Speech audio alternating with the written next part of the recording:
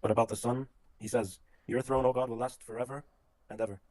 This common Trinitarian argument lives only on ignorance of the original language. You see, both the Greek and the Hebrew word for God can be used for angels and exalted human beings, not just for Yahweh.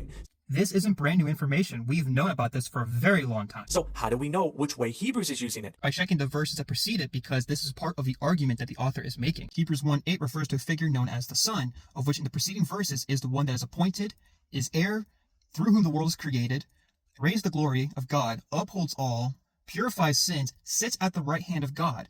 This is an argument that the Son figure is not a mere angel, but is far greater than that. In fact, that's the whole point of the next few verses, which leads up to verse 8 that you're referring to. Then we also go see what Psalm 45, 6-7 has to say, but he is using Psalm 45 to make a point of what is being said to this Son figure. Also, what human kingdom endures forever?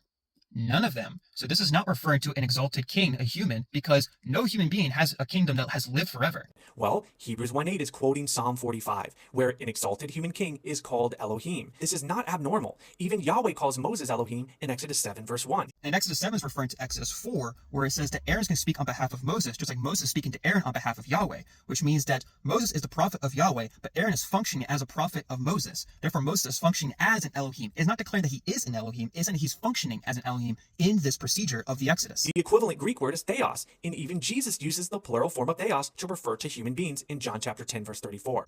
Don't even get me started on how you just butchered John 10:34, which is referring to Psalm 82, which is further clarity in Psalm 89. There isn't time in this video for this to say short, but you did not read this in context. So this proves exactly the opposite. Jesus is called God as an exalted human, not as Yahweh.